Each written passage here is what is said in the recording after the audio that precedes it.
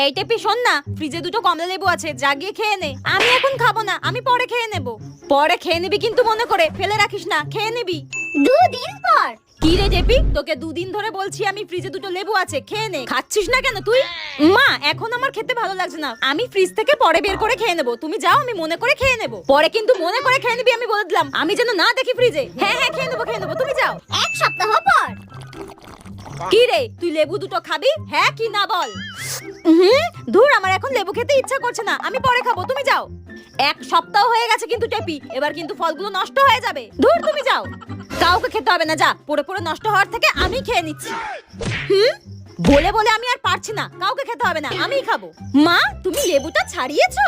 হ্যাঁ, কই আমাকে দাও, আমি খাই। হ্যাঁ, তুমি লেবুটা ছাড়িয়েছো, আমাকে একবার ডাকবে না? শীতকালে কিন্তু কমলা লেবু খেতে দারুণ লাগে, বলো মা। সাদে কি জানোয়ার বলি আমি একে?